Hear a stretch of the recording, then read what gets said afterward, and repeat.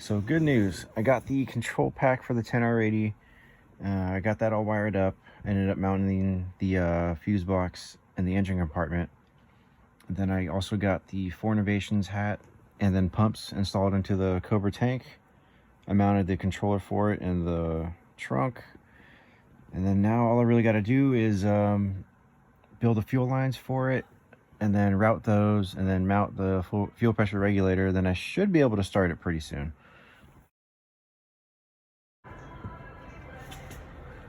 Get the fuel lines ran. The regulator mounted in there. I'm gonna protect these a little bit more with like some rubber or bracket or something to make sure those don't chafe. And that way it's out of the way, it's in the fender. I wanted to try and give you guys a first fire up video today, but for whatever reason, this thing is just not starting. When I turn the key on, you can hear like the factory relays clicking. So I got power, but you can't hear the Coyote stuff clicking. Like you don't turn the PCM, you don't hear the PCM turn on or anything like that. And I know I got it wired up right because I wired it up the same way I wired up my other one. Just for whatever reason, I'm not getting power to the wires when I need to. It's kind of odd because like I checked underneath the dash and there's 2 wires you got to hook up. A green wire for the PCM wake up wire and a blue wire for the starter request. And on the green wire, there's a little jumper harness. On the green wire, when you turn the wire on or turn the key on, that green wire gets 12 volts. And when you turn it to the start position, the green and blue wire get 12 volts like they should. But for some reason, I'm not able to wake up the PCM. So I'm gonna have to do a little bit of tracing. I might have to call Ford Racing to see if they can give me a hand, help me figure this out, but I'm working on it. Hopefully we'll get it today. Holy crap, I figured it out. Which is a hell of an accomplishment for me because I'm really not all that good at wiring. So I'm really glad I got this figured out. Let me show you what happened.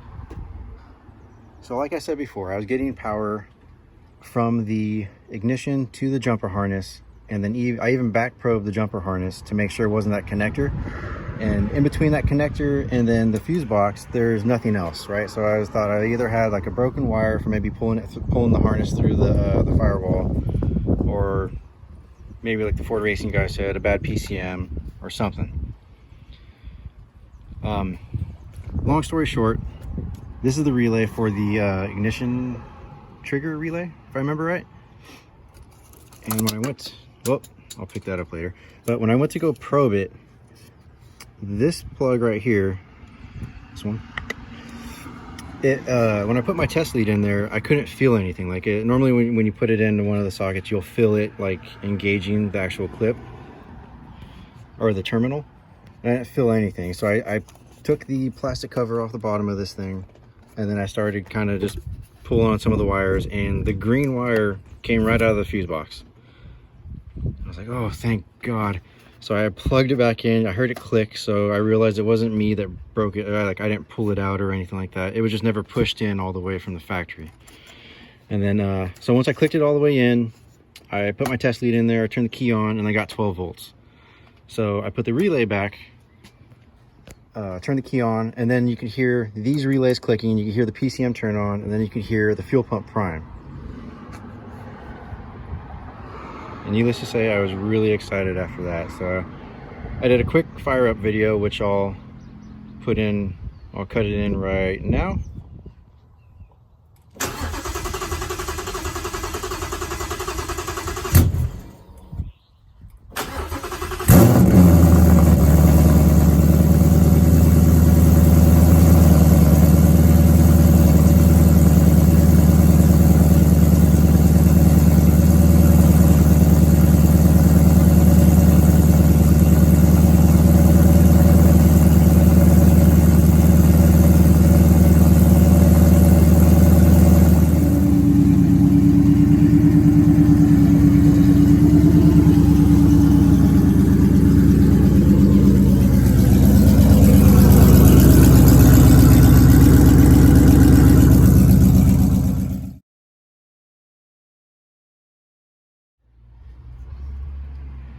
So the first start went pretty well.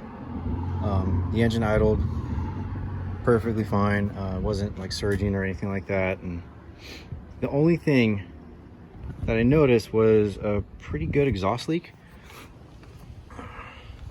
And looking at the cooks, so this pipe goes around the K-member like that, and then there's a little bolt to hold it in right there.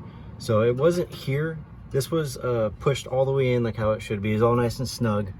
But for some reason on the other end, on the collector, right there, the pipe has hell of room. Like it can't go back any farther. And then I got these the set bolts on both sides.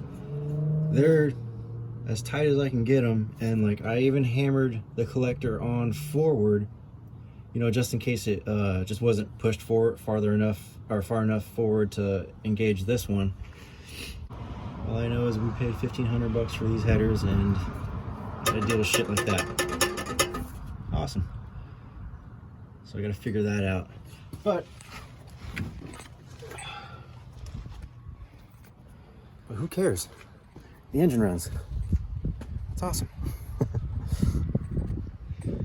So now what I gotta do is put the drive shaft in, hook up the shifter cable so I can at least hook it up to the console, and then I can just shift it manually without having it mounted. And then there's a couple odds and ends I gotta do, and then I might be able to drive this thing kind of soon.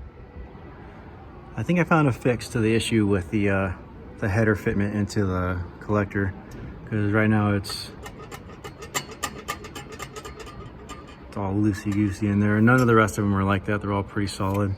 Just this one's all funky. So what I'm gonna try and do is use this tool right here, which is a pipe expander.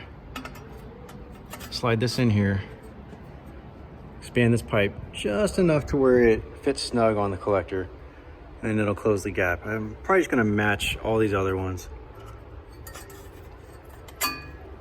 and hopefully that'll work. We'll see.